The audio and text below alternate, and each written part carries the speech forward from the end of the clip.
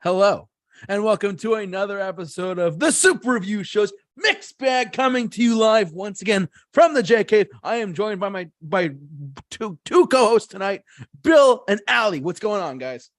What's going on, folks? Hi. Yes, we're glad to have Allie's guesting on tonight's show. And just a reminder, everyone, we the best podcast. We the best podcast. Yes, you know what? I gotta say, JT, our topic tonight, you know what? It's kind of nice to get back to this normal pace because, like the past 3-4 weeks, we had our Christmas special and then we had to do our year-end stuff and then our beginning of year stuff. It's kind of nice to be back to the normal pace. Absolutely, Bill. It's nice to be back to the normal pace of things. I agree. Absolutely, buddy. It's back to the regular pace of doing our regularly scheduled program. Allie, Mixed Bag. We can't get rid of you, can we? No. And by the way, Hey, this was my idea since this was your idea, know. so we will give you 100% credit for this. This was pretty much ever since I started on this show back during the SpongeBob episode, which if you guys haven't seen, please watch. Go watch it. It's I great. had mentioned this question. Is should certain shows be considered educational? So, Educational television. We're going to be breaking down the educational children's show debate tonight. Woo! Because you know what? Because we have what people call the standard educational shows, like the standard educational shows like Arthur, Sesame Street, Magic School Bus, Barney, no. and some of the other YouTube shows currently, which I be honest, not a big fan. It's too. Sorry for all those parents out there. It's too annoying. Seriously, why did you torture your kids with this? Why are you torturing yourself with this? Because we are going to be talking about the some of the standard ones tonight, right? We're going to be talking about some of the standard ones, but also we're going to go into some of the shows that maybe we can put up a debate that they're educational. Yeah. Oh, it's going to be a good one tonight. Oh, yeah. So we're going to make things interesting. Like we can sit here and talk about Barney and Sesame Street all night, but you good people don't want that.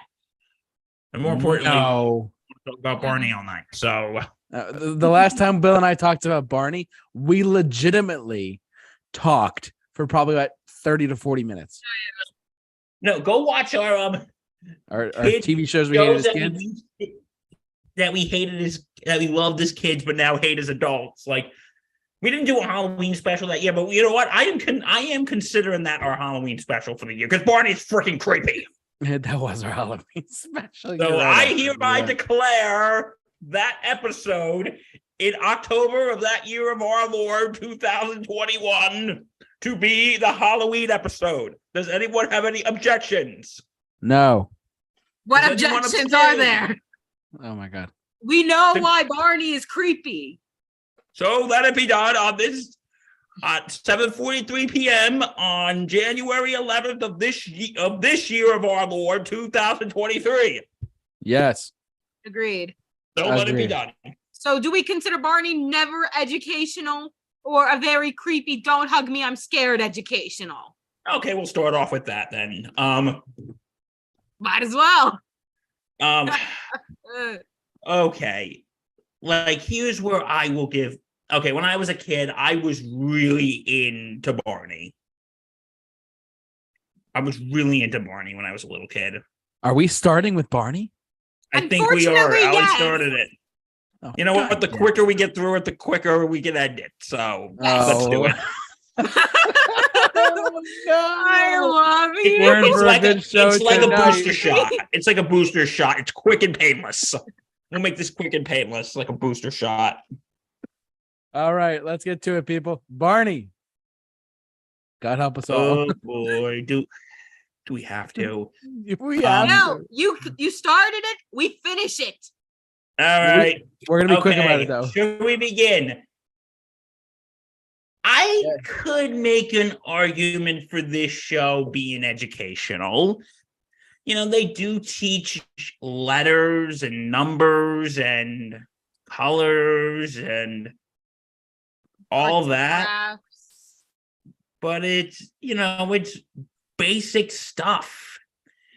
And listen, as much as we shit on Barney, and trust me, we do a lot of shitting on it. If you have kids that are like 3 or 4, it's harmless. It's absolutely harmless. Is it though? It starts young. What was that? Nothing. No, I'm just kidding. Go ahead. But you know what? At the end of the day, I don't think the show was anything groundbreaking. And I don't want to, no offense to Bob West, who I've actually seen interviews with, the guy who voiced Barney. He actually does seem like a really nice guy. I'm sure he is. Yeah, I've seen interviews with him. He seems like a super nice guy, but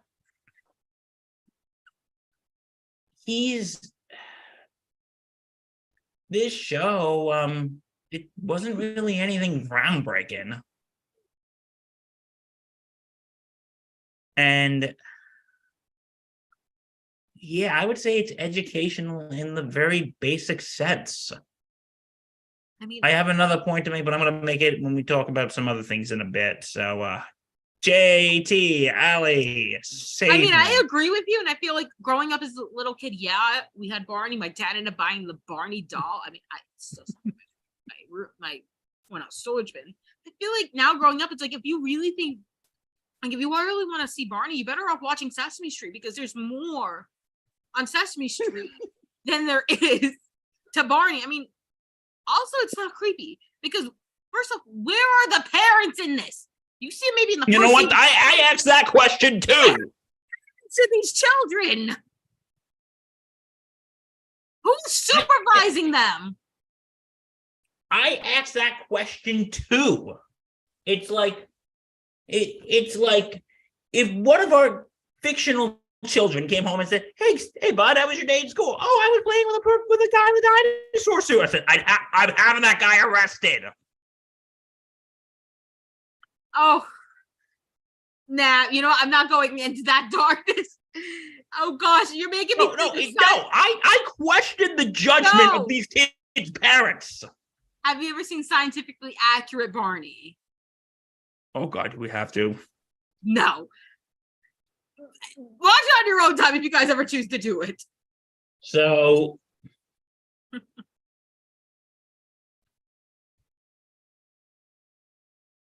yeah, me and Allie's thoughts. JT, my who's pretty dear much friend, cracking on the floor, dying of laughter. Our fearless leader. Well, the fearless leader of the Super Review Show is dying of a laughing attack right now from all these Barney memes. I'm sorry. You're the one who posted them. I had, you know what? I really had to. They were just so brilliant in so many ways. I'm sorry. We're going off tonight. Tonight's going to be a great show. We're going off tonight. We're going off tonight. Okay.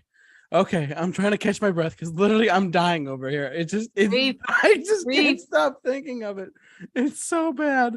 Oh my God. This part of this program is brought to you part by Just Goddamn Breathe already. Okay. Okay. All right. Here we go. Trying my best to breathe now. It's getting harder and harder to breathe. Maroon 5, 2002. All right. This show, I mean, the debate could be made that it could be educational. It absolutely, forgive me, could be. But at the same time, what educational, like math, science, history, or, unraveling the mysteries. Oh my God. It all started with a big bang. Bang! There we go. Thank you, Allie, for that.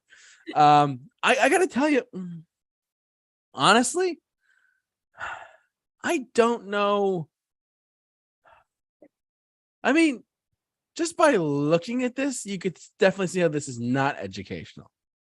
But at the same time, digging into our brains now, do we remember if Barney actually taught us anything? Did it teach us like how to be compassionate with friends and people like of certain you could argue that I will give it some credit there. That is a very good point. Like the whole, I mean, it sounds really, really cheesy for 2023, but I love you. You know, I mean, it Don't sounds. hug me, I'm scared. No, no. But like my point is, it sounds terrifyingly scary, but at the same time, that aspect of treating people with respect, kindness, that is a possibility of being a part of it. But outside of being educational, though, because when you say educational, to me, it's like it's going to teach us math. It's going to teach us how to count or some sort of science. Very basic things. Yeah, like if like color patterns, like if you do red and yellow make or whatever it was, you know what I mean? It would do color schemes, you know what I mean? Did it do any of that? Do we remember that at all? Seriously, very little. So exactly, but it's more of a social educational setting for Barney. I mean, I would say the only three things that came out of Barney that were actually any good, truthfully, were Demi Lovato, Selena Gomez, and treating people with kindness. I'm not kidding. You know, it's Selena Gomez. I bring this up a lot. Like just this past May, she hosted SNL. That's right. And yep, I remember she was saying, like, of all the people I've worked with, Steve Martin Short, because they've just worked a show together, and of course Barney. And then, like, I remember at the end of her monologue, she was like, well, when I get scared, I always think of the words of one of my former co-stars. I love you. You love me. And everyone says we're a happy family. And she's like, come on, you all know it, with a great big hug and a kiss from me to you. And the whole audience is singing. I thought it was absolutely adorable. I'm like, I was like laughing. That must have been great though. For that must have been nice though on SNL, you know. Must have been what? That must have been nice for SNL to have them, you know, the crowd do that. So they were probably the like, crowd knows Barney. Lorne Michaels was probably either, oh, this is nice, or oh no, seriously, just go to the first sketch. Just go to the first sketch. The first sketch. Sorry, I love controlling this show. Forgive me, everyone who's watching us live. Just go to the first skit already. We don't want to hear this. We know your twisted mind. It's so the Barney memes are brilliant. Okay, so on the scale, okay, you know what? I'm throwing you all a curveball now. I have decided, and my two friends here can accept or reject this proposal. Since this is educational, how were we graded in school with the letters A through F? So each of these shows, we will grade their educational value on A through F. All right, I'll start. What do you guys think of that idea? Yay or nay? Sure. I'm ready. All right. To show that chivalry is not dead, ladies first. You know you don't have to do this all the time, right? Hey, you can't hurt me for being a gentleman. Well, I'm an independent. How would you rate this? So A through F. I will give it the basic minimum requirement to graduate college. A 2.0. C minus. Okay, so that's like a C, right? C minus. Oh, no, it is a C. Okay. JT, A through F. How would you grade this thing? Well, F just sounds too mean, but I'm not sure. Some people would probably go that far. I would say, man, I would go D plus, only because there's a couple redeeming things about it. Like legitimately, it does teach you how to be nice. And that's something a lot of COVID knocked up the world. But one thing I feel like a lot of humanity needs is to be nice and be kind. Just be, it's not that hard, everyone. Just be kind. It's very easy. Just don't think negatively of this person and that person. Try and treat people the way you want to be treated. And Barney does treat that. However, outside of that, the show doesn't do anything else for me except for Demi Lovato and Selena Gomez. Put it that way. But I will say, I'm gonna give it like a C minus as well, or like a D plus. Okay, I'm going to give this show a D. Okay, you know what? D or C minus, because here's the thing. I agree with the whole just be kind and be, but there's a lot of different kids shows that do that much, much better. I agree. Like, I get your sentiment, but there are shows that do that a lot better. Yeah, I agree. Agree. All right. So, you know what we should move on to? What? Sunny days. Da-na-na, da-na-na. I mean, we all know the answers to this, and first things for sure, Sesame Street has evolved, and from the start, it has been the most diverse cast, whether it's the Muppets or the humans in the world. And Yeah. I mean, that's just the beginning right there. Like once it the show started back in 1969. Oh my goodness, that's a long time ago. It's a long time ago. You had like the first Black couple, and you had Latina woman on the show. Like, I would have been more prouder. Like, it's so good to start with that, and look how evolved it has been. There's even a not-for-profit organization based off of Sesame Street, and you know they like covered this was one of the first shows that covered educational topics, topics that are tough, is like death once you think about it. Oh yes, the infamous Mr. Hooper. I mean, it was the toughest topic to talk about. It's like, if some of you guys have not watched it, it's like, how do you explain to a child that this person's no longer here? And that is a tough thing to explain to children. Like, it's that is a tough easy thing to explain to children. Absolutely, Bill.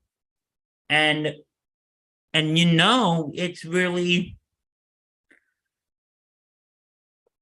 it's just, and like what Ali said about diverse, they also talked about topics not just like death, but they talked about topics like divorce. Yeah. Incarceration too. Incarceration. And they talk about, they had Muppets they had characters, one in South Africa. I don't think she ever made an appearance here. She did a cameo. Who has HIV. Yep. And when I watch this, I get a little choked up. I don't know if you ever watched this, Sally. There's actually a video of, I think her name is Cammy or something like that, or yeah, I've heard. I saw the documentary of her with Bill Clinton. Oprah. No, there's a video of her with Bill Clinton. Really? I didn't know that. I knew she was with Oprah Winfrey. And she's talking about and she says, well, what does a former president do? And then they start talking about HIV and AIDS, and then they go, could you show people that is okay to be with people who are HIV positive, like me? Okay, I didn't mean to do a terrible accent. I'm sorry. Like me. And then Bill Clinton goes, sure, Cammy. And they hug and said, make a difference. Tell your family about HIV and AIDS. Mm-hmm. And, that is ballsy.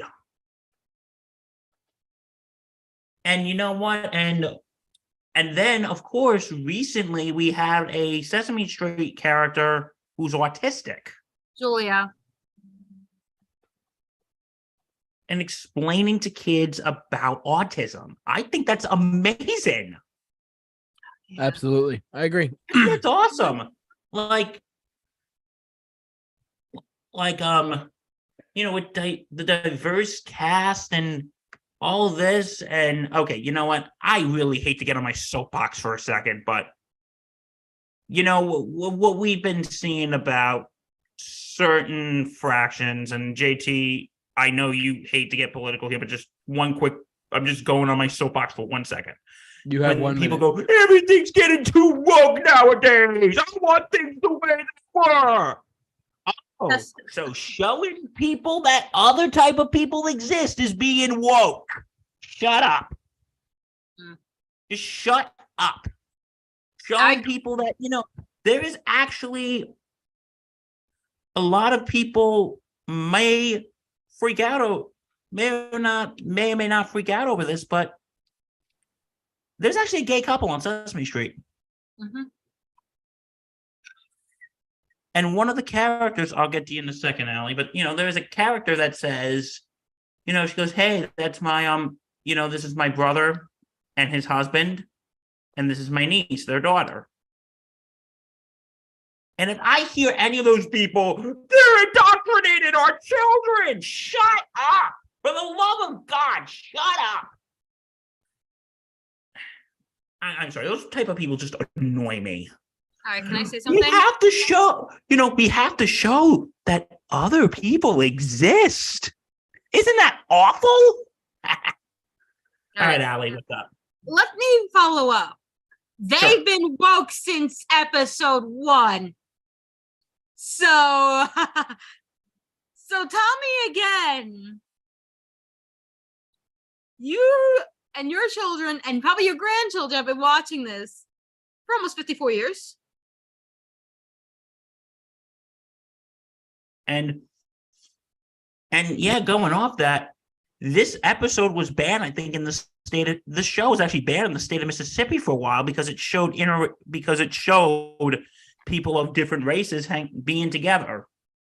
I mean, to be honest, this is very educational. It's like the basic preschool education, but I'm so glad that it also talks about the social educational problems.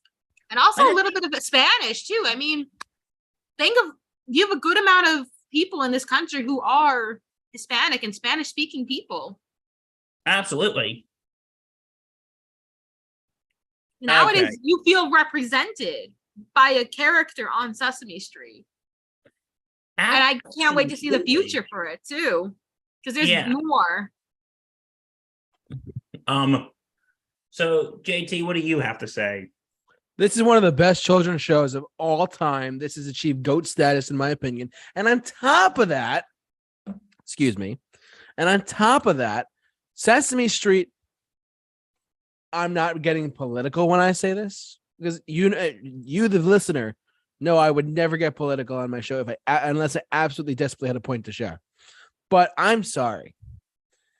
This show teaches, regardless of the left or the right, it teaches how you can be a better human being despite being a little bit different from everyone else or a little bit different in one way or another. It teaches you how to be a decent member of society. This is a GOAT status show that has achieved, in my eyes, an incredible amount of respect from me, at least. And I love it to death. I have very fond memories of me being very young and watching this show on VHS tape for all of you Gen Zers out there. That's a rectangle. I had a VHS tape too, so I'm a Gen Zer. Okay. For all of you kids who are under the age of 16 and don't know what a VHS tape is, go back and do your homework for a second. But I remember putting those in on cassette tape and being entertained and taught certain ways on how to live life. That not like oh, we're gonna control you or a certain way. This is a show that really I feel like the world needs for as long as possible. As long as these actors and all these whoever, I don't care how long it goes for. I hope to, I'm not married and have kids, but I hope to have my kids watch Sesame Street one day as well. That's how I feel about the show, because it teaches generational life fulfilling stories, regardless of what you think. If you're like, regardless of what political side you're on, or like, oh, lawmakers say we're gonna ban this, shut up. It teaches you how to be a better person. That's not left or right. A certain senator from Texas who was picking a fight with Big Bird. That was kind of funny, not gonna lie. Fun fact, anyways, watch the SNL sketch of that version. That's pretty funny. But we're not going to get into that. Yeah, let's not get into that. We're not going to get into anyone. I want to definitely give a sponsor to this show, if you guys don't mind. Yes. Okay. Now we're talking about Sesame Street. The Mixed Bag segment sponsors the letter A plus for Sesame Street. And the number 100. Oh, I give this an A plus. JT? I'm gonna go one above you. I'm gonna say A plus plus. This is a total star on the. This is a star on the wall right here. You know. Okay. You know what? Anyways. I also thought of another one. Yeah, what do you got? Guys, it's a beautiful day in the neighborhood. A beautiful day Yeah. for a neighbor. Won't you be mine? Mr. Robinson's neighborhood. You're not going Eddie Murphy, are you? Oh, sorry, hold on. I've always wanted to have a neighbor just like you. Not the meme. Sorry, everyone who was listening. Mr. Rogers, you mean? Oh, whoops. Sorry, Yeah, I'm the Mr. typing, Robinson's neighborhood is also good too in some typing it way. in wrong, everyone. That's the wrong neighborhood. I'm sorry. Who did? That's Eddie Murphy's neighborhood. All right, but Tom Hanks played this guy well. Oh yeah. I've always the perfect person to play him, by the way. Yes, I agree. Yes. I've always wanted to have a neighbor just like you. Have you seen the movie I have not. It's a Beautiful Day in the Neighborhood? That scene when Tom Hanks as Mr. Rogers is on the train with the guy who's interviewing him, and then somebody just goes, "Hey, Mr. Rogers, it's a beautiful day in the neighborhood." Yeah. And the whole train is singing along. Yeah, that was And good. he's like, "That was wonderful." I mean, now, unfortunately, kids can never watch Mr. Rogers, but they have like the Daniel Tiger neighborhood, which is based off of one of Mr. Rogers' characters. I mean, I've never really seen an episode. It's probably the same aspect of Mr. Rogers, too. Like, Mr. Rogers himself, like, I think why this is basically pretty much king of educational TV shows is because, one, can we all agree, Mr. Rogers was a freaking saint.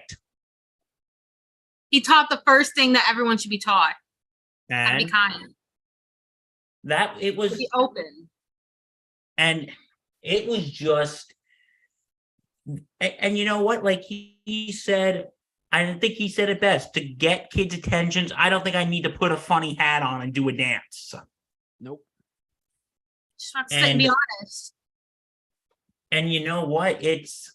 He, like Sesame Street, he taught, he did an episode on divorce. He did an episode on death. And something I can really respect him about is he was revisiting that episode with a psychologist, and they asked him, they said, why didn't you mention anything about heaven or the afterlife? And this was a man who was, believe it or not, he was actually an ordained minister. Really? Mm-hmm. Mr. Wow. Rogers was an ordained Protestant minister.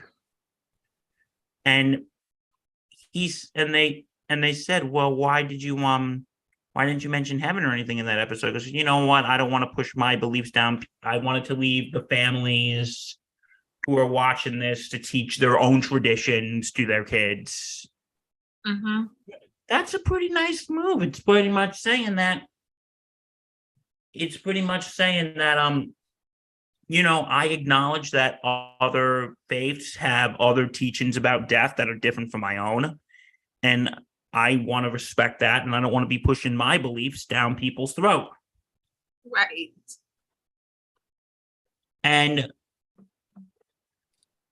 But you know what? It's also,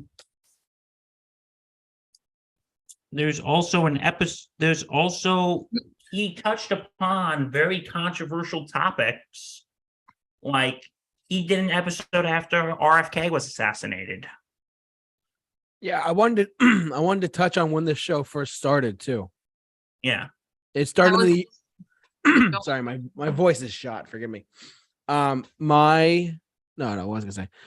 This show, for those of you who don't know, Mr. Rogers' Neighborhood started in 1968. You thought 2020 was rough? For those of you who lived through the decade that was the 60s into the 70s, good for you. 68 was a really tough year for a lot of people in this country and in America and in the world too, Vietnam, whatever. But the fact that we had like this beaming light of a show is brilliant. Because there was actually a scene, it was right after Bobby Kennedy was assassinated. Yep. There's I think it was a few days after when shown with Daniel Tiger. And he said, what does assassination mean? in 1968. That was pretty dark for a kid's show. Like, when that man killed the other man in a surprise way. And they're, of course, talking about when Sirhan shot Bobby Kennedy. Right. Mm-hmm. And because the thing is, when events like this happen, and another thing I actually want to touch upon with Mr. Rogers is it was in 1980, and this episode was banned for many years. It was after the murder of John Lennon and the assassination attempts of President Reagan and then Pope John Paul II. And in the beginning of the show, he says, "This is not intended for children to watch alone. They should watch this with an adult." And he said, there are people out there who are so sick because when they get angry, they take it out on other people and hurt them. And he said, they're not like you and me, because when we know how to talk and play about our feelings. And then he's interviewing different kids. And then at the end, you know what? I still think about this, in the messed up world that we live in. I always think about this speech when he said, when I always saw something scary in the news, I'd ask my parents and grandparents how they felt. And he said, and goes, my mother would always look for people who were trying to help the person that was hurt. And my mother always said, always look for the people who are trying to help. There's always someone who wants to help. Right. There's always someone who wants to help. He said, so that's what I do in the days now. Look for the people who are trying to help. You don't think Mr. Rogers gets mad? Of course I do. Because that really showed, because, when you take events like the assassination of Robert Kennedy and then the assassination of John Lennon, the attempts on Ronald Reagan and Pope John Paul II, it really showed that, Mr. Rogers, it really shows you can talk to kids about these events. You can just be open and honest with them. You don't have to be too graphic, but you can be open and honest with them, and they'll respond. Yep. Because I remember watching something years ago, it was on the 10th anniversary of 9/11. It was about how Disney Channel, Nickelodeon wanted to keep it a 9/11 free zone, and they didn't want to expose that to the kids. Didn't they unintentionally do it with that SpongeBob episode? One episode? Yeah, if we'll yes. But they didn't want to mention anything about it because they didn't want to scar the kids. And listen, my response to that is every child is different. Mm-hmm. Some of them, okay, maybe you need that to keep that, we're not going to talk about what just happened, and it worked, and maybe that works for them. And maybe some kids are curious, and instead of, and you know what, and this is something that shows like Sesame Street this and Arthur did 100% correct, and shows like Barney do 100% wrong. When kids shows touch on serious topics, they go either one of two ways, and both of them are not good. One of them go too graphic and too balls to the wall, and the others try to water it down too much. Mm-hmm. Shows like we just talked about, like Mr. Rogers, they made it. There's a difference between watering something down and making something relatable. Like watering something down is taking all the complicated stuff out and just being lazy. While making it relatable is talking in a way that kids will understand. And no baby talk, no, let's sing a song to make us feel better. No, talking in a way that they can understand it. And yeah, so Allie, JT, you have anything to say on this? Allie, do you have anything? I don't know. I mean, you just covered a lot of things, Bill, with Mr. Rogers' Neighborhood. I think you I mean, covered the all the only bases. one thing that I wish he did cover, and this would be good for now, is the LGBTQ plus. Because he did have an actor who wasn't only just black, but unfortunately he was a closeted gay person. Yeah, and that man also married a woman to cover it up. And now listen, I just want to say, because if you watch the documentary, Won't You Be My Neighbor? Because I guess they saw this guy going into like gay bars and people wrote the studio, and Mr. Rogers said, oh, you can't do that anymore. Now listen, before if you say, well, Mr. Rogers may have been homophobic, I don't think he was. I think that was just the times. He was just worried, I guess. Probably. And listen, I don't think he.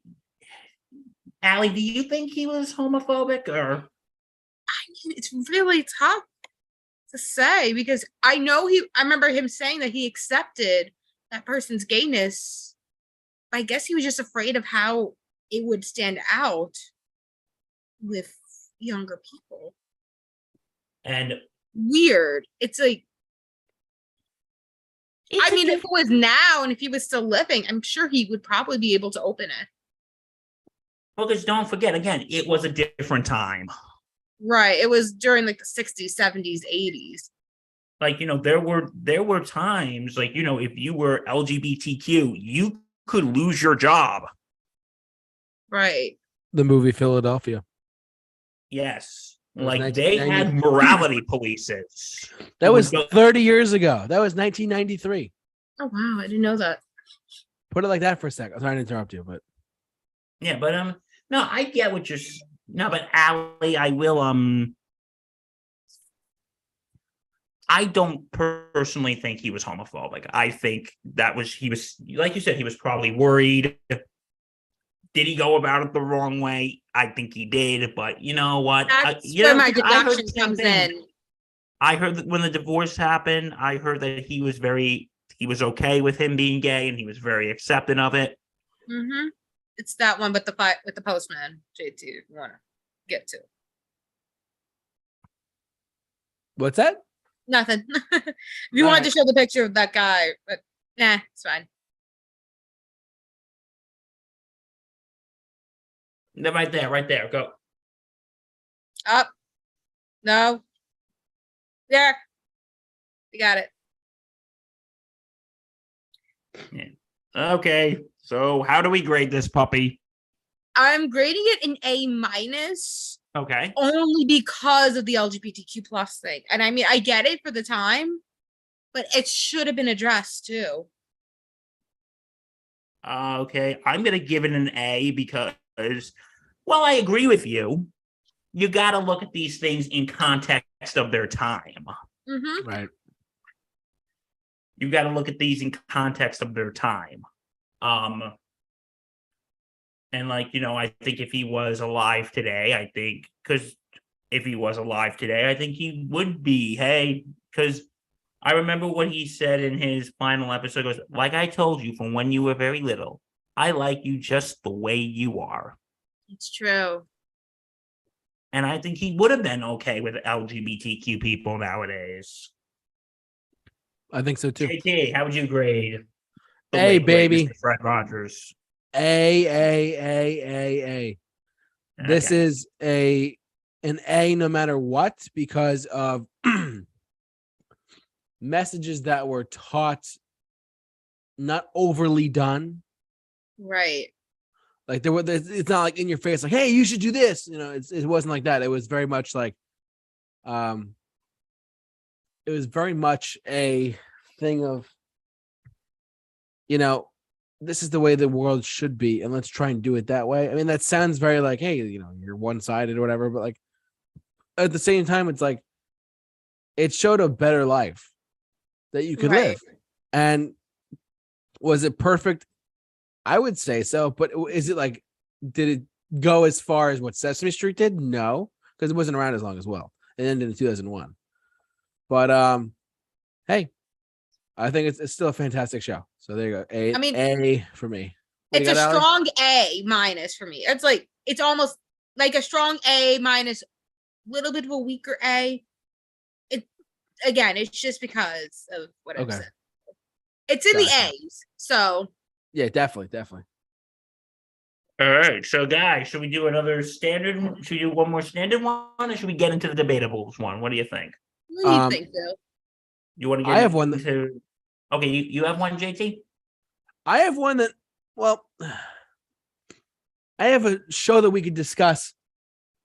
That is very much. What's the word? It's less on the life. It's less on like the, be kind or whatever. It's more about like actual education, if you will. What are we going for? I was gonna say Cyber Chase. Have you guys heard of this show? Ooh, I remember that. Very underrated. It's been ages, and plus Christopher Lloyd is in it.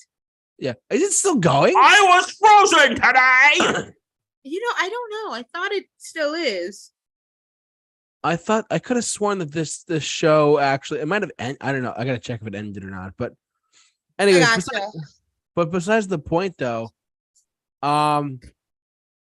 this show became. I mean, it was on PBS. For those of you who are aware of what I'm talking about, good for you. There was a storyline that involved the main characters of Matt, Jackie, and Inez. It's still going. It's still going on? No way. It will be 21 years on January 21st. Of this year? Yep. Wow, that's crazy. I was going to say, I mean, Cyber Chase, it taught us, it didn't teach us how to be kind or it taught teamwork, though. I will say that. You know what I mean? Oh, yeah. It taught teamwork. Because there's the three of them or the four of them at some points working together to solve these problems. And a lot of those problems were math problems. And the show incorporated a lot of math. This is going to sound really pathetic to those you're listening to us. I used math skills when I was in high school from Cyber Chase, like doubling, like 1 to 2 to 4 to 8. You know what I'm talking about? Like how 1 goes to 2, 2 goes to 4. And there was an episode on that. And I was like, oh, that's so cool. So we talked about, I didn't bring it up in school, of course, when I was in high school, but it was really it was a brilliant show to be for it was mainly a math show. I mean, there wasn't really like a lot of writing, like English or some science here and there, but it did teach a lot of math, how like 0 is the middle and there's a -1, -2, -3. And then they were trying to go like up and down a ladder thing. It was pretty cool. Like how it's a really great show that's on PBS still. Christopher Lloyd is actually the hacker to you. He's great. As Rest the voice of Gilbert Godfrey as Digit. Yes, oh my god, that was a sad day when he died. But yeah, great show overall. It definitely taught math, but did it teach people how to be kind? It taught teamwork, but did it teach people how to be kind and stuff? I don't know. I wanted to pick this choice because it's a show that still to this day it teaches people how to use basic math skills in everyday life, which is not aside from being kind and nice. It does teach you how to use like basic math and multiplication, division, whatever in everyday life, which is pretty cool, actually. Bill, have you seen Cyber Chase? I may have watched a couple episodes when I was younger, but I barely remember it. It might have been past your time. I hate to say that, but oh god, I'm old. I watched this when I was younger. That's put it that way. But yeah, I dug it when I was in school. Allie, have you seen this? I have. I don't remember as much. Again, my memory from my childhood is weak, but I do remember playing some of these games from Cyber Chase on PBS Kids, the website. Me too. I was definitely one of those kids too, where I definitely did that, and I really, yeah, that's it taught fractions. So outside of the show, taught us all how to use math for the most part. I mean, my dad is a math teacher. Shout out to my dad. But and shout out to my little sister who's becoming a math teacher. Oh, good for your little sister. Well, she's teaching middle school, high school math, so she probably will not need any of this. My dad teaches high school math, so it's okay. It's all good. It's all good here. But yeah, I mean, Cyber Chase, how would we rate Cyber Chase as far as like education? I would say it's high, but it's not like an A. You know what I mean? It's because Yeah. it taught us more skills on how to be in teams and do math and stuff like that. But did it teach us how to be kind and respectful like Sesame Street or Mr. Rogers? I see it in some ways. It has. I mean, again, it's been a while, but it's like, you know, that they'll always work each other up. They'll always encourage them. Like, I Yeah. see a little bit of that. I see that too. I don't know how much I see it though, but I do see it though. I know what you're talking about. Bill, do you have any comments for this at all? Like, I vaguely remember it. I do remember, like, I think it's great that you're teaching kids math. Math is important. Yeah, Math is math, and math is used in everyday life. And it's funny because a lot of people just brush. A lot of people say, "Oh, math sucks. Math is too hard, or whatever." It's too hard because it's part of everyday life. Like, I'm looking around where I'm filming, where we're recording our video right now, our podcast, and I could see that the ceiling is 8 feet high. There's a cube, like a square box. You know, it's all around us. I hate to say that, but it's true. So, and this show really taught a lot of that too. So, I'll give this a B. A B, okay, fair. At least it wasn't like an F, because I thought you'd go Just because like I a C. vaguely remember, just because I barely remember it. Sorry. All right, no, that's fair. I mean, Allie, where does this one rate for you though? Only because I can't remember it as much, but it is still educational to this day. It's on the dean's list. It is a B plus. Yeah, I'm gonna go the route of a. I'm not gonna put an A, because I do have nostalgia with this. I do remember the show when it was on PBS Kids, and watching this stuff as a younger person, learning how to. But at the same time, I did learn skills on Cyber Chase that I would later use in high school, or throughout all my years of schooling, and learn how to do basic measurement or basic counting or basic division or fractions. You name it, I learned it all from this show. I'm gonna give it a solid B plus. Good. Because the B plus for me stands at, like, this is a good show.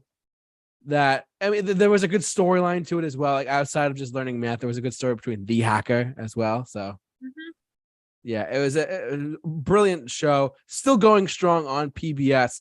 Highly recommend, if you are in the US or if you're in another country, watch Cyber Chase on PBS Kids on the PBS channel, if you will. So a lot of math fun there as well. All right, let's go to our next show. Who would like to go first?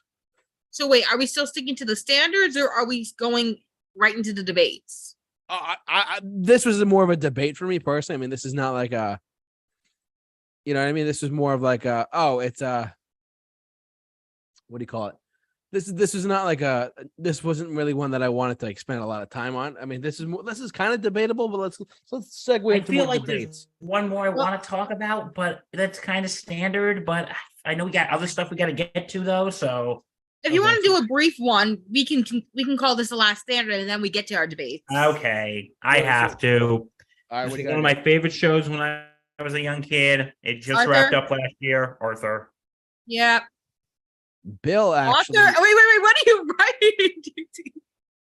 Bill actually, I typed it wrong. Deal with it. Well, every day when you're walking across the street, I don't remember the rest of the song. So I will let Bill go in a second. I just want to say, Bill did a wonderful review of the final episode of Arthur on PBS. Check out our review on our YouTube channel, where you can find Bill's review of the final episode of Arthur from PBS. But Bill's pick, I don't want to hog him. Bill, what do you got? Well, the show, you all know, the aardvark Arthur, his sister DW, his best friend Buster, Francine, and a bunch of other characters. You know, this show, it does show like,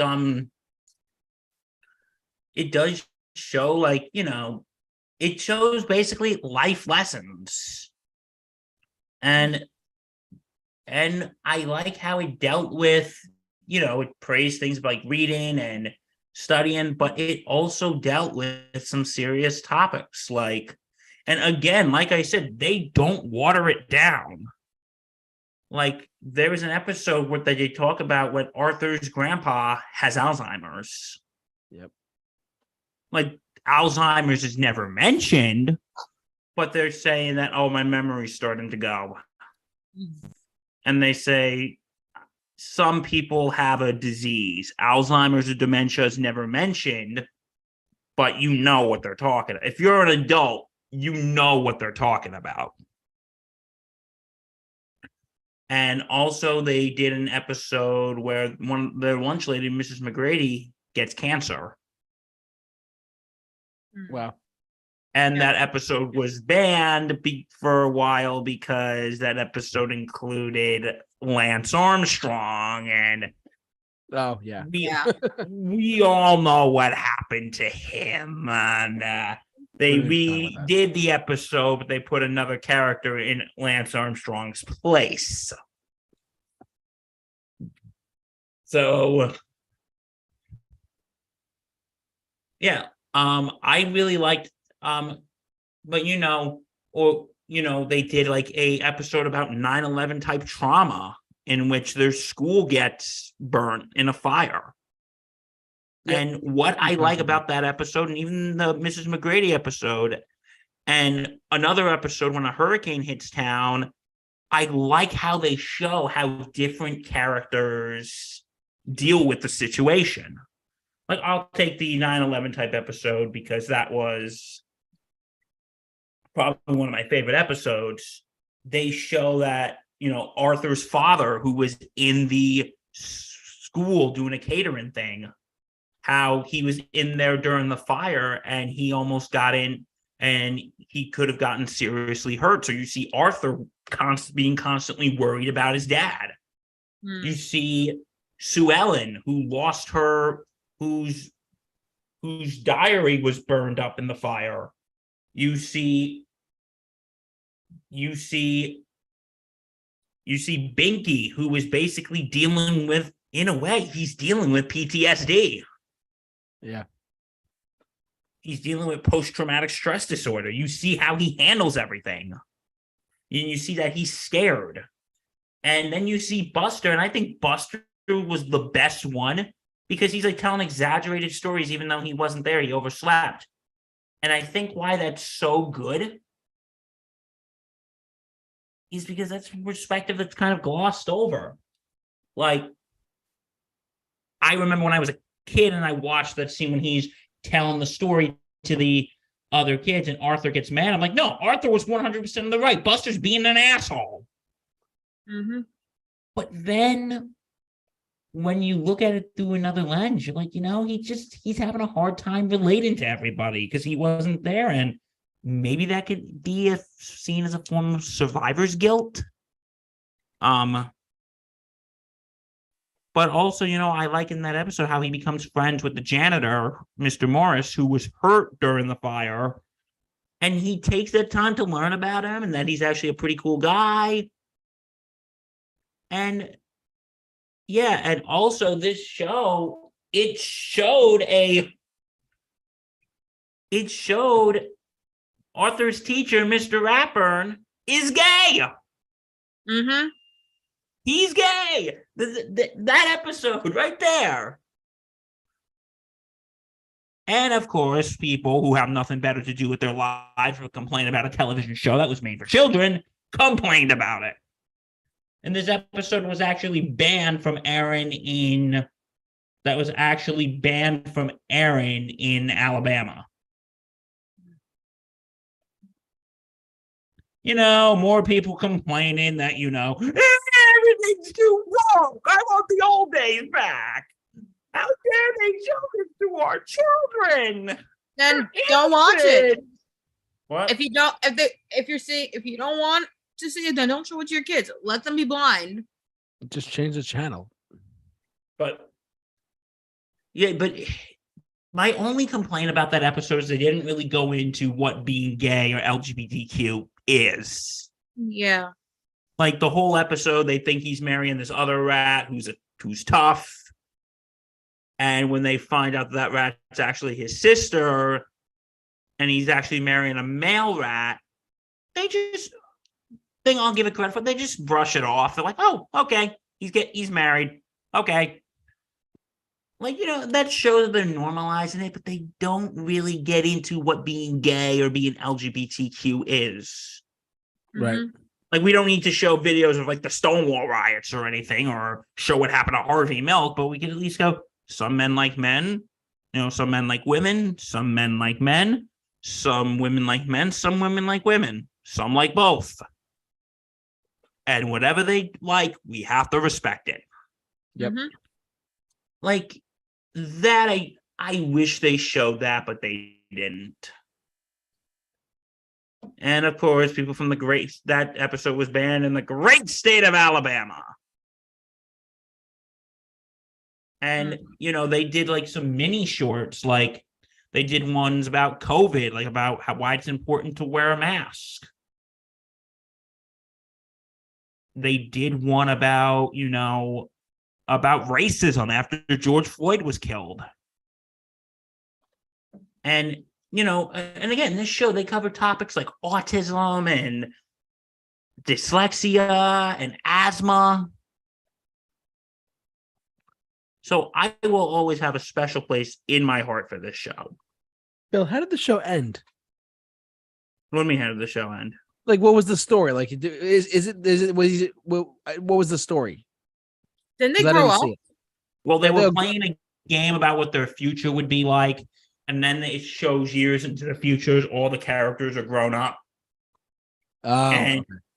and like adult Arthur just wrote a graphic novel, which was actually Arthur's Eyes, which was the first episode. So it all came full And circle. And in that last episode, adult Arthur is actually voiced by the same guy who originally voiced Arthur. Oh. Wow. So it came full circle basically with that Yeah, the same guy who voiced the original Arthur in 1996, in 2022. long time ago. Mm-hmm.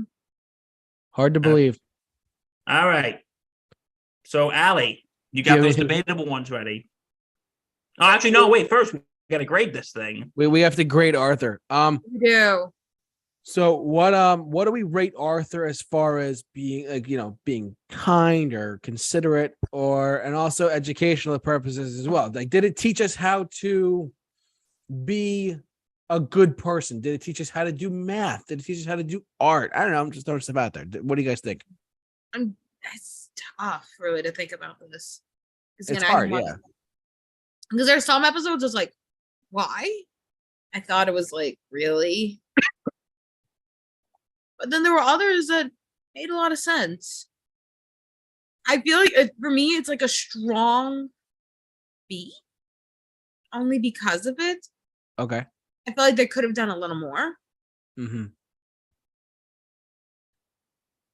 Yeah, I'm gonna go a little bit higher than you. I'm actually gonna go B plus, because I do have good memories of Arthur as well.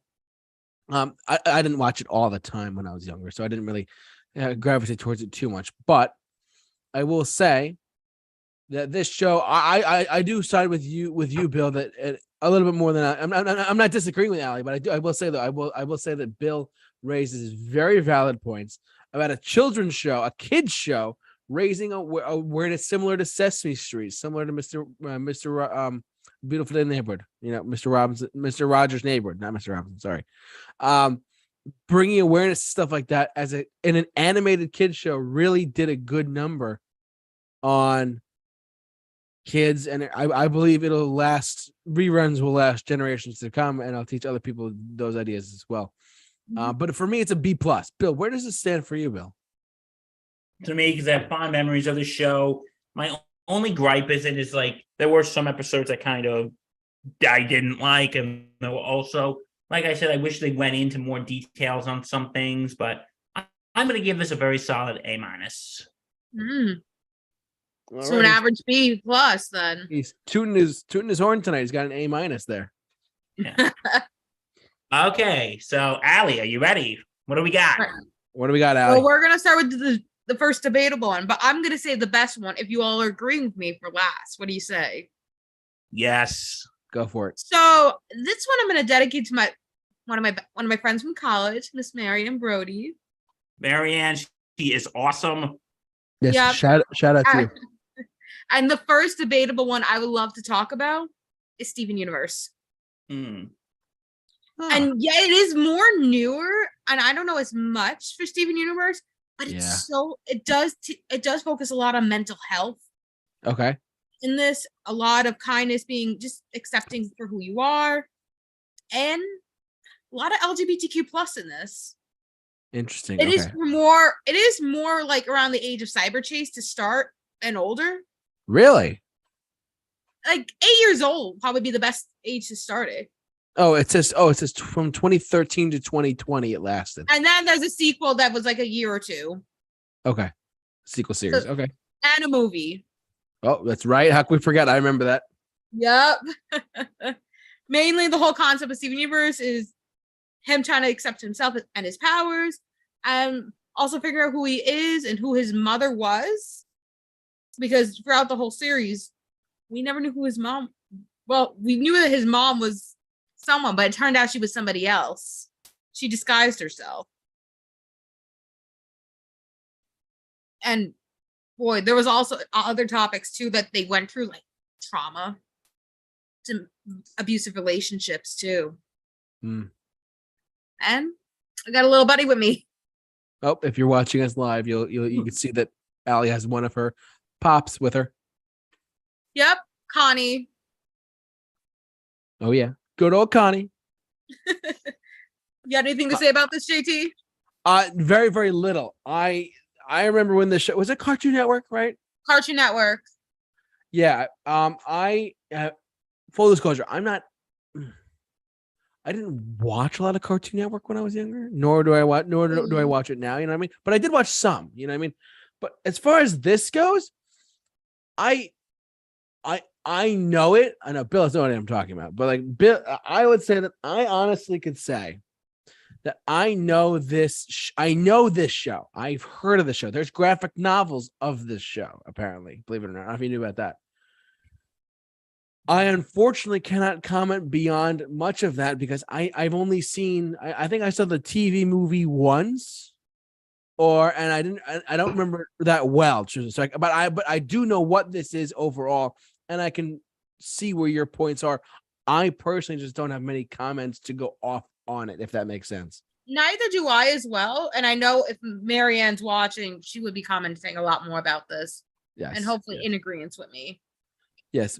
So Bill has no idea what we're talking about, though, right? I've never really watched the show, so I can't really say anything. Okay. Well, so basically, where do we rank this? How do we know what are some characteristics of this show that make this a educationally friendly show? Like, what qualities does this? Because I'm asking you because I honestly know, I'm drawing a small blank here. I know the show. I'm not super familiar with it, but I know what you're talking about, though. How were some of the characters, like you said, LGBTQ? How is Steven a certain way? Can you elaborate on those a little bit or no? I could try. Like, I know one of the characters, Garnet, she was actually a merger of two other gems, Ruby and Sapphire. Okay. In which somehow they were not really supposed to be with each other. Technically. Okay. Kind of like saying how like, oh, kind of like in the real, like, oh, like opposites don't attract kind of thing, almost. Sort of. I don't know if that makes sense. Sort of, but it's like not really opposites in some ways. It's like it's sort similars attract, like if you're a man and a man or a woman kind of thing. Yeah, like stay with your own niche and stuff. Okay. I mean, one character I could definitely talk about is one named Lapis, and that's the one who's been struggling to accept herself. She probably struggles with opening up to others after being trapped, being in abusive relationships. Okay. That, I mean, I feel like that's something, I mean, again, animated show, Cartoon Network, you think, oh, blah, blah, blah, who cares? At the same time, though, this is if you're telling me, because like I said, I only saw the Steven Universe movie when it was on Cartoon Network, whenever that was, 27, 18, I forget. But I will say, though, the fact that you're bringing up that it had, what was it, like you said, abusive relationships? Is that what you said? Yes. One of the characters had an abusive relationship with someone, and she's trying to put her foot down and say no, like trying to struggle with it. So that is something I can honestly tell you that I have gone through. And I feel like everyone has gone through at some point in their life where it's like you're in a friendship or a relationship with someone and you're like, it's not like it may not be physically abusive, but like verbally abusive, like, hey, shut up, you stupid, whatever. It could be anything like that, truthfully. But I feel like, and if it's a cartoon show bringing up, then that I believe has some relevance to what we're talking about tonight with the educational children's show debate. Right. And I think there was one other character, Carl, which is actually the one with the blonde hair in the picture. He's also trying to deal with the grief of Steven's mother in the show. She died, correct? Yes, she was dead. Oh, okay. Before Steven Universe, the show began. Okay. Like she pretty much made Steven and gave up her life for Steven. Oh, so I'm like almost like, I don't want to get super graphic here, super technical, but you could be talking about adoption. No, Steven had a father. Oh, so never mind. Sorry. Wrong thing. Sorry, everyone. But single parenthood too. Like single parenthood. That's relatable to Steven. Okay. So would you say that those are like prominent in the show or were they underlying? How would you say? I would say it's like it evolves. It's an evolving thing. Okay. All right. So now that we have those kind of like laid out for us now, Steven is he has a dad, but his mother, his mother was given I don't know the story that well, but as you said, like she gave her life for him kind of thing. And it's got some darkness to it with that element there. I'm going to say, based on everything we just said, how like it's got the element of Steven only having a dad, and how what the blonde haired character's name? I'm sorry. We have Pearl, and then the other two that were mainly with Steven is Amethyst, which is the purple one, and then Garnet, who's the tall one, who's like the tall red one. Okay, so and I would say too, just on those reasons alone, plus more that we could probably think about much more if we go more in depth with it. I would say yes and no. This is a yes and no scenario for me for as far as this being an educational show. I mean, because on the surface it looks like, because on one hand I'm going to say no, because on the surface it's a Cartoon Network show. You're on your own. It looks like it's a bubblegum pop type of like show, whatever, right? At the same time, there are underlying tones to it that could say, yes, it is educational, because you talked about the abusive relationship element. You talked about the whole fact of Steven's mother not being there, like single parenthood. That's got a lot of weight to it. I mean, but you said those were fairly prominent in there, or no? Like were they? It evolves. Like after the first season, if you keep watching it, you'll get to know each character even more. Okay. So it's like it opens up a lot more. And towards like the end of the series, you realize pretty much how unique everyone is and how pretty much they all accept their differences for who they are. So diversity. Okay. I would say I'm going to rate it right now.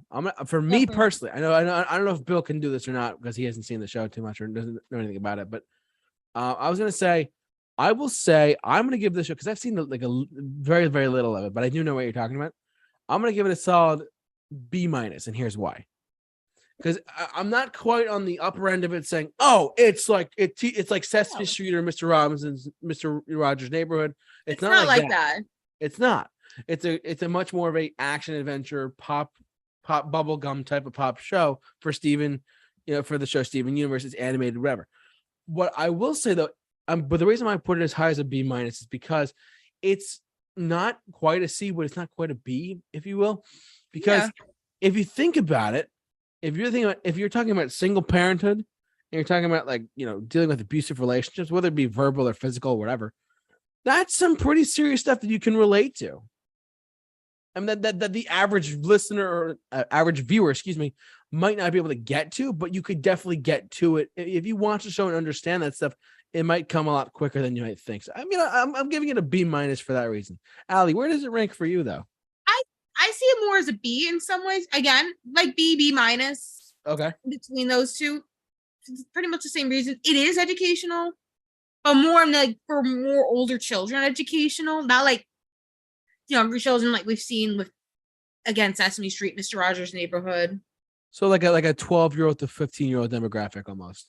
Like starting as the cyber chase age, 8 to 11 and up. Oh, okay, gotcha. Like 8 to 15, 8 to 16. Okay, all right. You said a B or a B minus? What'd you say? Like a B.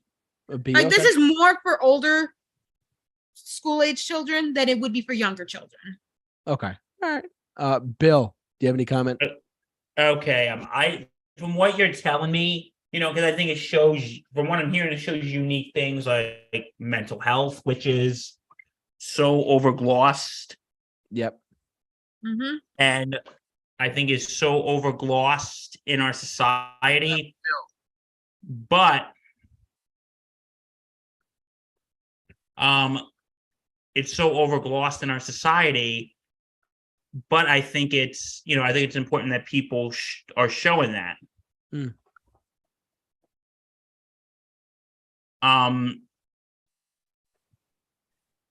And also, with LGBT representation, I think that's important to show. And also, I think, the single parent thing, I think that is a very important thing to show, that not all families are the same. That's a big one right there.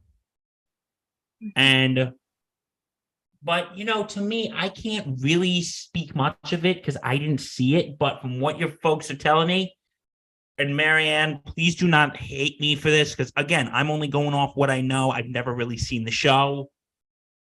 I'll give it like between a C+ and a B-. Again, I'm just going off what I know. I've never seen the show, so I can't speak to the matter. You're good, bud. You're good. Right. Yeah. I mean, if I've seen it, I may give it a higher grade. Marianne, I know you'll get explain everything to Bill later on when we talk. Don't worry. And once the show is uploaded to you as a mixed bag segment, you'll check it out. So yeah, I will send it to you. I will send it to you over linked via Messenger on Facebook's whatever. Already sent. Any other comment for Steven Universe? I think I'm good. All righty. So what was the next debatable one? Well, we said we're saving the best for last. I mean, which way do you guys want to go? You want to stick with more anime, or do you want to go back to 1991? Why don't we go back to 91 for a second? We're going to Rugrats then. I was just about to say. Which, speaking of, you know what baby's got to do, what a baby's got to do. And we're not talking the reboot, people. No. We never mentioned the reboot. We are talking the original 1991 Rugrats. Which, yeah. I mean, in a little kid's not even kid, like a toddler's perspective, there's so much to talk about with Rugrats. Like, first off, I want to talk about the Rugrats Hanukkah and Passover specials. What television show would do that? And also, they did Kwanzaa, too. Yes, that's true. They did Kwanzaa. And I think for a time, they've also talked about how Tommy was a NICU baby. Like, They explained a little bit of it. I mean, you might think, yeah, this is just a show to make people laugh, entertain, and Angelica. But there's a lot of good points in this. Teaches people how to be brave in certain situations. Like, for example, Chucky facing his fear and going down the big kid slide. And also, another thing to talk about death. Boy, why do a lot of shows talk about death? In two ways. One episode, which is when Chucky has a caterpillar, and turns out the caterpillar died, and he didn't know what to do. And then the Mother's Day episode. Listen, I cannot get through that. I cannot get through that episode without crying. Yes. Especially the last, when they're reading the poem. Yeah. But my dearest Chucky, though I'll have to leave you. I'm everywhere where you are. I'm in the flowers. Yeah. And See, I can't even talk about that without getting teary-eyed. But what you said about being brave, but you know what it also shows? That sometimes it's okay to be scared. Of course. There was this one episode, once you think about it, which kind of talks about PTSD, which shows about PTSD a little bit. Like when Tommy gets hurt and he gets a cut on his finger.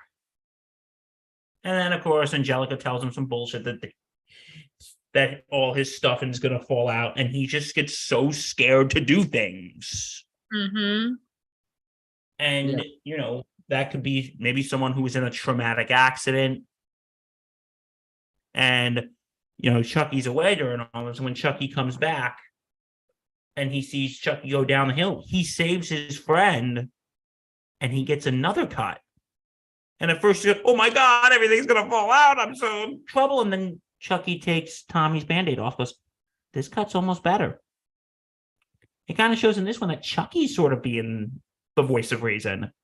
Right. And he's saying, if this cut's getting better, that cut's going to get better. And that shows some of the stuff of PTSD. Mm-hmm. And, again, to some people who deal with that, it's not that simple. It's not. No. Nope. And maybe people need some more help, and they need things like therapy and other things, and they need all the help they can get. But they know that they're being supported. It shows that one day your scars will be healed. Mm-hmm. Oh, yeah. And it might take a while, but if you get the proper support, it's going to be okay. And again, I don't want to simplify anything. There are probably people out there who are watching that deal with, stuff that's not that simple. And that's what I like about it. That's what I like about this show. Yeah. But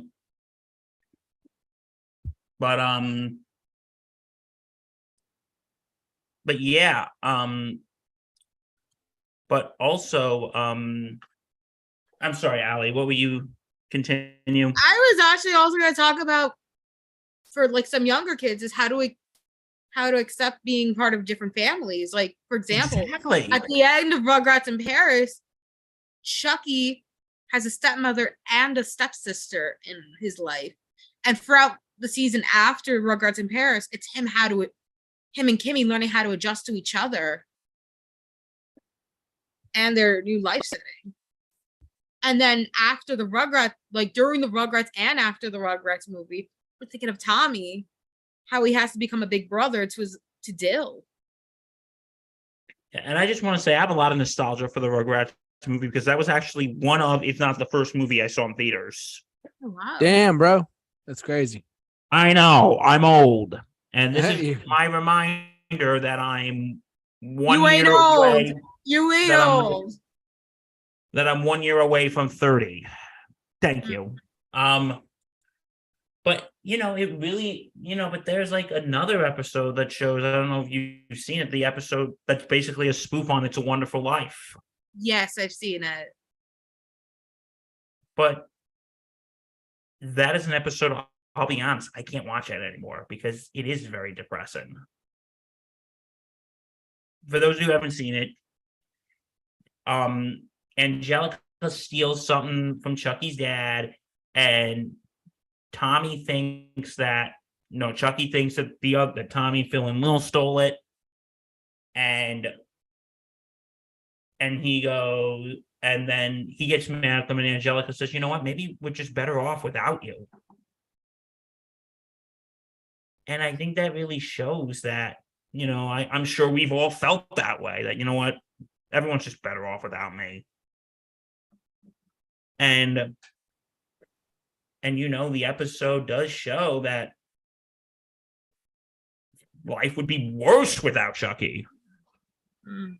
And Chucky learns his self-worth and learns the value to his friends and his dad. Yeah, it's literally a spoof on It's a Wonderful Life. It's called Chucky's Wonderful Life. Mhm. And yeah, but also, one second.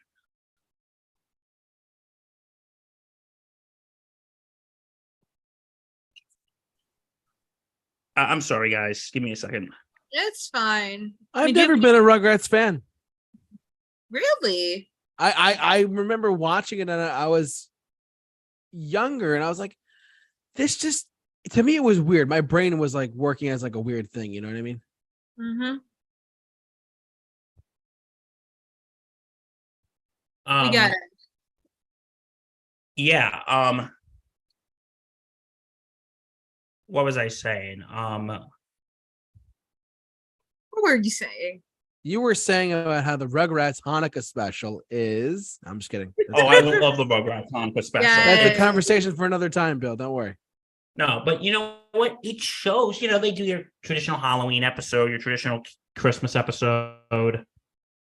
It shows that they can show holidays expand. that not a lot of people talk about, like Hanukkah, Kwanzaa, Passover. Yep. Actually, a Give fun me, fact, I met one of the writers for the Rugrats Hanukkah special at a convention my first year in college. Did you really? That's so cool. I did. Me and That's shout awesome. out to my other friend, Micah. We were at a Jewish convention and he talked about how the Hanukkah special mainly was about him who never had children at the time. And he wrote this. And a few years later, a miracle happened and he became a dad. Wow, that's crazy. I'm sorry, what was that? Allie just told us a great story. Go ahead. Yeah, you messed it. You're going to have to rewind back and see it. Okay, give me the Cliff Notes version. Cliff Notes, go. Met the writer for the Rugrats Hanukkah special at a convention talking about his life. Oh, and he ended up not having children. Now he has children. Yes. Of the Rugrats special, the Rugrats Hanukkah special. Yeah. So circling it back now, do we think that this show is educational? Yes or no? And then we'll go into it. Yes, because, along with the different cultures, it shows different types of family. Angelica's parents, Charlotte, is a female CEO. She's the breadwinner. Drew works too, actually. He's like an accountant. Right. Tommy's family, the Dee Dee is basically the breadwinner. Oh, she's the breadwinner. I forgot what Dee Dee did. I know she taught in like the first couple She was seasons. a teacher. And then later in the spinoff, she became like a psychologist or something. Mm. And Chucky comes from a single parent family. Mm-hmm. And then became a blended family. So this show really shows that there are all different types of families. Mm-hmm. That's fair. That's true. Although it doesn't teach like the math and stuff, like you can hear like the babies talking about different things, trying to explain it in Angelica's words. Which, I mean, do we trust Angelica? Teaches us how to deal with bullies. Yep, big one right there. Teaches us how to deal with bullies. So yeah, well, in some ways it is educational, but in other ways it's not. I'm giving Rugrats a B. Okay. All right. Allie, go ahead. This goes on the dean's list. You're giving it an A. B plus. Okay. B plus. Yeah, I'm gonna go on the route of a C minus, only because I don't have any fond memories of it. I'm not saying it doesn't have any qualities of being educational. I'm of the opinion that I didn't really watch it when I was younger, so I can't really comment too much of it. And I haven't watched it since then. I have not watched it at all. So it didn't hit me. I had a very weird childhood. That's our next week's topic is weird childhoods of the J-Man.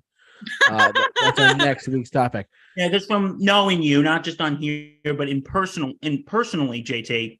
Yeah. You didn't really grow up on the same stuff that I grew up on. So No, okay, well, even though you were born in 1994, right? Or Yeah, and I was 98. So there's a 4 or 5 year gap there of shows in general. I mean, there was like Hey Arnold. That's another thing too, but like that whole like late 90s, early 2000s Nickelodeon vibe. I mean, some of it was my stuff like Fairly Odd Parents, Jimmy Neutron, whatever. But I just didn't really, I could not get into Rugrats for some reason. Like, but even as a young child, my mind was like, this is weird. I don't know why, it just was. But that's just me. It's my own interpretation. Don't kill me, everyone. But yeah, Rugrats. All right, I'm really like a C or C minus. So yeah, so there you go. But yeah, which one do we want to go? That's Rugrats. What do we want to go to next? I mean, I do have two more, and one of them's the main event. So I guess let's jump to 96. What'd you say? You want to go to the one before the main one or no? I mean, I do want to be the very best, like no one's ever was. Catching them is my real test. Betraying them is my cause. I mean, you never really think of it this way, but for 25 plus years, wow, Pokemon can be educational in a way. Wild. Yes. I mean, it teaches you how, it's like sort of pet ownership. I mean, teaching you how to battle in some ways. What show is this? Pokemon. Oh my god, you're scared. I was like, wait. I was like, wait, I didn't know you were already on it. The theme song? No, I'll share my thoughts when I get there. Go ahead. I want to be. Yes. Sorry, I love that song. For 25 years, we got to see the journey of Ash Ketchum in 8 of the 9 regions. It's ending soon. Yes, it is. Sad face. And there was so much you learned, not only from Ash, but through other characters too, and even the Pokemon themselves. You got to see Ash fulfill his destiny. Like, this is educational. It's like, if you believe you can do this, you don't have to just believe. You have to prove yourself to do this. You have to train hard. You have to learn how to be better. And this is for each of the other people too. Like, for example, you had 2 females, May and Dawn, who became Pokemon coordinators. And they've learned a lot through it. I'm just trying to think. There's a lot to talk about with Pokemon. Especially you had to Pokemon Go. You even had, yes, once more, a death episode of Pokemon in Gen 7 with a Pokemon death. You had people learning how to overcome their fears, like Misty and her bug fears, which I think she's still afraid of. But mainly the whole point is actually a lot of self-confidence, self-worth.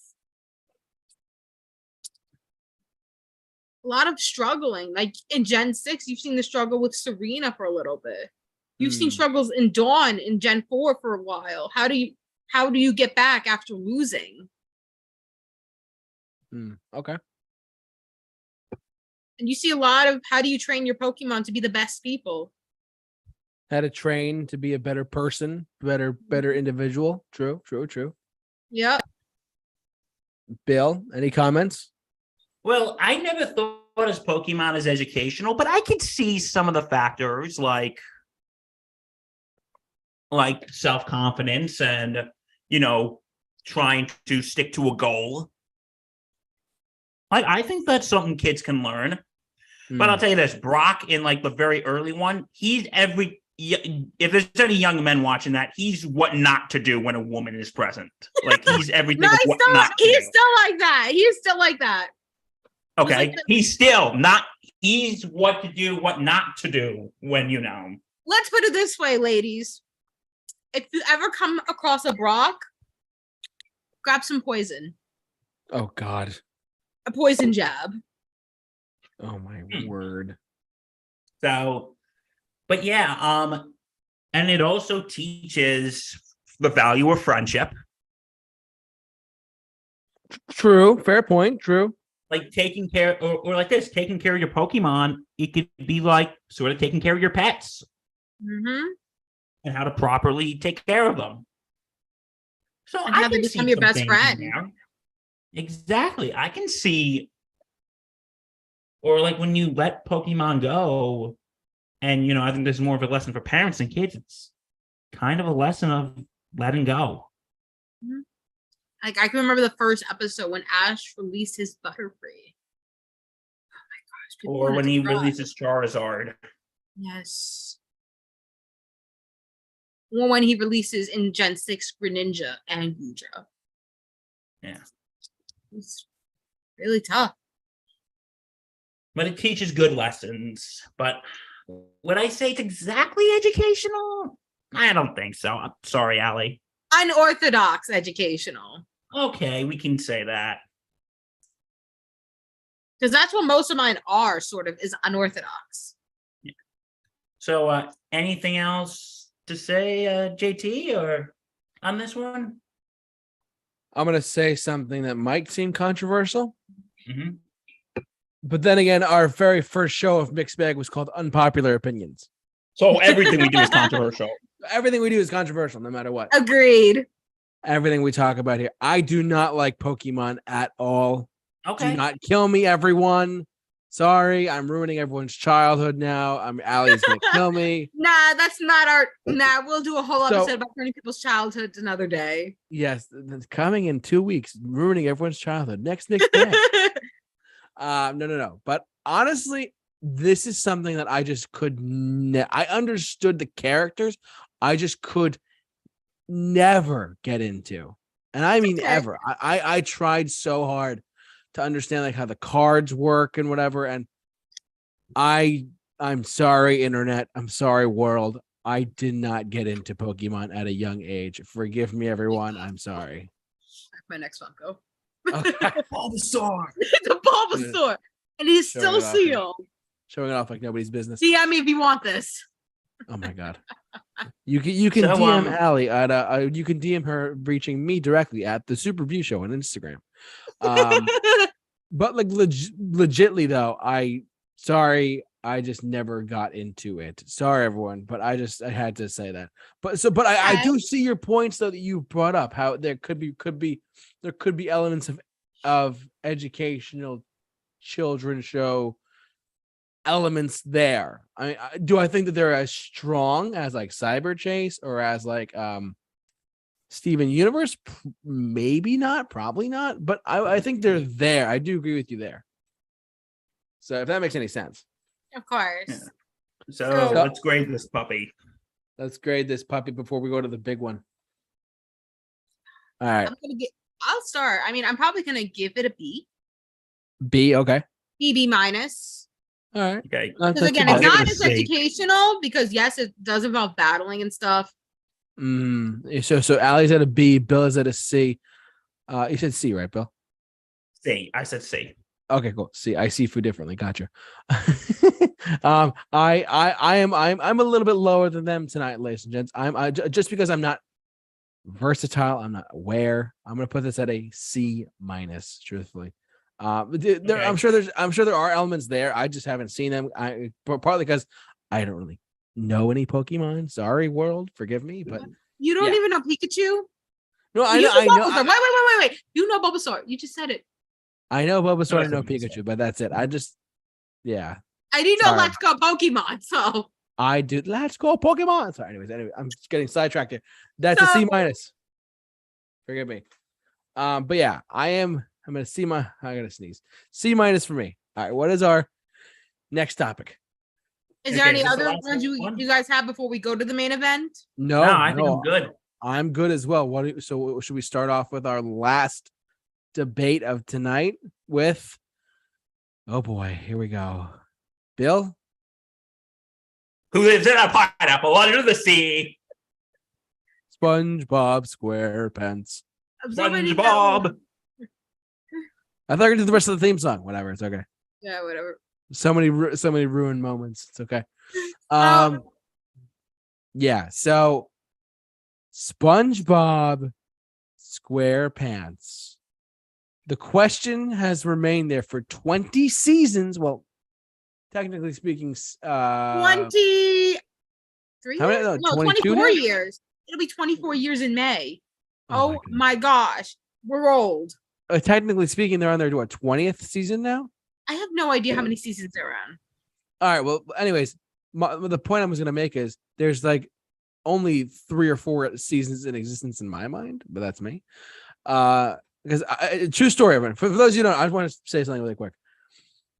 For those of you who've watched us, watched or listened to us for any period of time, I went on a SpongeBob binge-a-thon over when I had surgery on my foot back in November of 2021, going into 2022. I was out for 3 months. And what did I do for those 3 months? I just watched nothing but SpongeBob on Paramount Plus. This was a huge factor of me just getting through my life on a daily basis. But yes, I did binge watch all 3 of the first 3 seasons, and I left myself sick of SpongeBob. It was great. But yes, just want to share that lovely insight to everyone out there. But yes, who would like to go first? Allie, since you were the brain trust behind this. Since Chivalry's So, not dead.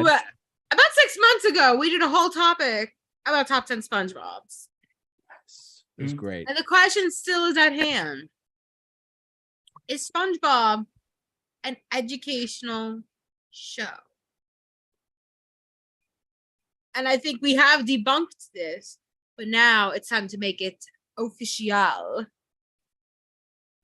Example number 1. One of my picks from our top 10 SpongeBob episode. The episode where Squidward and SpongeBob go on strike. Yes.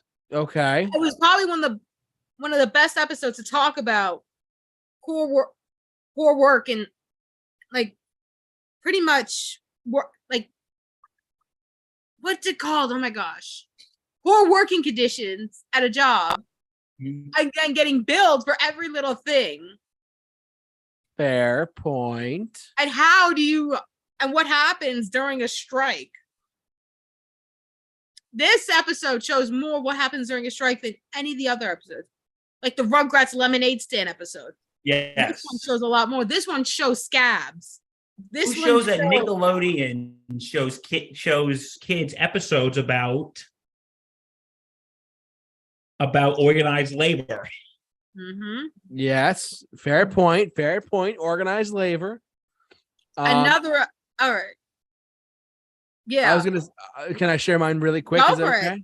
All right, cool. Go for it, Another example that just popped into my head. It's not really like completely 100% relevant, but it did.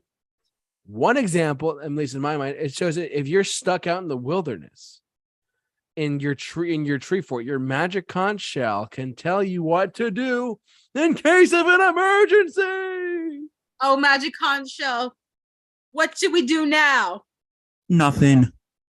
Nothing? Yes. We can't just sit here and do nothing. Maybe that's a really bad example. I'm sorry. No, but the episode kind of does show to be prepared during situations like that. Yeah, be ready for in case Squidward comes over and knocks your treehouse into the wilderness. Look, honey, a shooting star. Make a wish. Make a wish, sweetheart. Too funny. Oh my god. Yes. Or you know what? Or even the one we could easily go off on a huge SpongeBob tangent. But I will say, I think my favorite one, maybe band practice or with band geeks, whatever. It's like it shows people how to teamwork. JT and I have swiped right on this episode for number 1. Sorry. Yes, that's okay. Yes, this pretty much shows, again, teamwork, effort, hard work does pay off. Unfortunately, this is where the 9/11 thing comes in. Oh, that's right. The flag twirlers. How not to force somebody to do something? Too funny. Day 3. Yes. But pretty much it showed an episode of how Squidward can prove to his arch rival Squilliam Fancy Son, but Big Fancy Unibrow, that he can do anything with the support of his peers. But you know what? I'm going to take an opposite route here with the whole Squidward Squilliam rivalry. It's really like, who cares about proving yourself to people who basically peaked in high school? Like, who cares? It's true. I do. No, I'm just kidding. But Take you know that. something? I think it's kind of educational. SpongeBob's friendship with Plankton. Yes. After all, F is for friends who do stuff together. U is You for you. is for you and me. Come on, you want to work? And he's for no survive. Plankton. That's not what fun is about. But it shows, But how to be friends with someone who It's is not really your friend. different from you. Yeah. But Good I point. will say this. I think Patrick, and controversial statement, I think Patrick is the perfect example of someone who not to be friends with. No, I think early show Patrick, he was sort of charming. He was like that guy who is not the sharpest tack in the box, but he still has a good heart. But later seasons SpongeBob, he's just a jackass. Yeah, it's rough. Mm-hmm. Like, in the early season, he's not smart, but he means well. Yeah, but Can't that's see my forehead. Sorry. And also, what show actually shows someone? Well, now Nickelodeon shows you show people going to school, but it's like SpongeBob failing his driver's test. But he Consistent. keeps going. Perseverance. Mm-hmm. Oh yeah. Drive that boat. Yes, and who could forget about learning about money? Financial gain and upset with Mr. Krabs. And science with Sandy. This has got more. They're aliens, SpongeBob. Oh. The truth shall be revealed. Woohoo! Right on, Squidward! Don't touch me, I'm sterile. Sorry. And Squidward, I forgot the importance of burnout at work. Yes. You know what? When we were young, we always thought Squidward was just a party pooper. Once we look at it, because you know what? I can kind of agree with, like, there's this meme going, when we were young, there's SpongeBob, when we get older, we find out we're Squidward, because maybe you're in a job that you absolutely hate. Yeah. Maybe you really hate your neighbors. No, I don't hate my neighbors, but I'm just saying, maybe you hate your neighbors. Of course. Mm-hmm. And you're just maybe you're bad at playing a clarinet. And yeah, so that is probably show a burnout and frustration. Mm-hmm. I mean, there's plenty to go off of with SpongeBob here. I mean, there's countless other times in the show where, like, it shows how to. I mean, SpongeBob always cared about being a good friend to Squidward, and Squidward treated him like crap. But still, it shows that SpongeBob has heart. Bullying with the pickles episode. Yes, and self-confidence, Bill. That was my number one. Remember, it shows about self-confidence, and yeah, we all make mistakes, but you know what? You got to try. But also PTSD in it too. Yeah. Never realized that. It kind of does, no? Because there are some episodes that are PTSD. Plankton being afraid of whales. Yeah. The one when SpongeBob hurts his butt. Yes. He's gonna hurt my butt. No, he's gonna kick my butt. No, this is the one where he breaks his butt and then he's afraid to leave his house. Do it again. I wasn't watching. You have to be stupid somewhere else. Not until 4. I wonder where he has to go at 4. What do you think? I don't know. I wonder too. So do it again. I wasn't watching. So many memorable quotes, but actually a lot of education that no one. It's underlying in there, and it's kind of hidden for the parents to laugh at too. They're like, "Oh, I get it now." You want to know something? I have known parents who said they would not let their kids watch SpongeBob. I'd be honest, if I have kids, I would 100% let them watch SpongeBob. Yes, I would too. No offense to parents again. I would never let my kids watch Cocomelon. Probably not. Never. If that is shown on my kid's screen, no offense to parents out there, once again, I will throw that. I would grab that phone away from them, or tablet, or computer, or any electronic device. But you know what? It also shows they're all different species, but you know what? They get along. Mm-hmm. Oh boy, 3 a.m. Sorry. Anyways, we're having way too much So fun. let's conclude with this. Yes. Let's What do you rate think? it, guys. Let's do it. Oh, man, this is gonna be tough. Let's see. Who wants to go first? Who wants to rate it first? It was Allie's pick, so why don't you go last? No, yeah, I'm going last. Bill? I'll go first. Oh boy. I'm gonna say when you first asked me SpongeBob Education, I'm like, no, but then once you bring upon all those other things, you know what? I'll give it a B+. JT? Man, so you talk about a show that is designed for kids, but with parents laughing at it as well.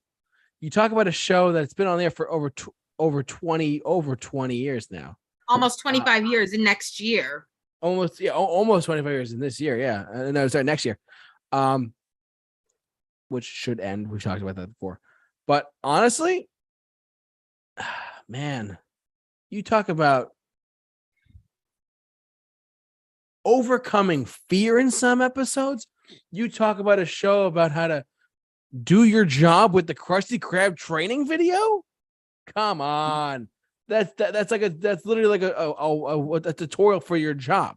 That's a training course at your job, like wherever you could work. It's like, oh, you have to take this course, Krusty Krab training video reference. It's about life. It's not as in your face, but it is very subtle. There are subtle things there. So I'm gonna have to say an A-. Wow. Yeah, I particularly the first 3 or 4 seasons of it, because there's so much in there that, God rest his soul, Steven Hillenberg, he put a lot of stuff in there that I believe is super subtle, like I said, but a lot of it was there. Just now people are looking back at it saying, I wonder what his thoughts were there. His thoughts were there, you know. But yeah, you can't undersell the first 3 or 4 seasons of SpongeBob. You could just sell those first 3 seasons as a Blu-ray. No, forget that. 4K, ultra high def, remastered edition, Blu-ray set, and someone would buy it. I would buy it, truthfully. But yeah, let's be real. So Yes. A- for me for the very super famous SpongeBob SquarePants. No, Miss Allie. Allie. it's me. Oh boy. Well, I will tell you right now, it's not as high as Sesame Street or Mr. Rogers' Neighborhood, Okay. because those do set the standard, but it is up there. What do you think about SpongeBob's kind of like an underwater Mr. Rogers? Yeah. Sort of. Hmm? Sort of in some ways. And I do agree. But I will say this. When it comes to educational television, SpongeBob SquarePants has made the Dean's List. Oh, With a B plus. A very, very strong B plus. It's okay. like a little bit shy of an A-. Well, I'll be damned. I went higher than so you. I guess that's all, huh? That was, It was a truthfully, fun one. for a topic that we didn't really, honest to God, we had trouble starting off this show tonight with talking about what shows we're going to talk about. We knew a couple of them, where we're going to go. We never know where the show's going to go until we actually do it. And this was a very, very good topic for us tonight on the Super Review Show's Mixed Bag. But that will do it for the educational children's show debate right here on the Super Review Show's Mixed Bag. I want to thank Allie for joining us tonight, for giving us this topic as well. Yeah, Thank it was a very interesting topic. I'm glad we did it. Yeah, super. Been waiting 6 months for this. We had to have you. I mean, at first I was like, Bill, should we have her on? He's like, yeah. So yeah, Right. we're glad we had you on, and we're glad that you were able to even give us. She's been a topic provider too. We have a group chat going on, and Yeah. we've been doing. She's been shooting us ideas. and they're great. I've been adding like 5 a day, which is crazy. So we can go for the next year or so. Pretty much.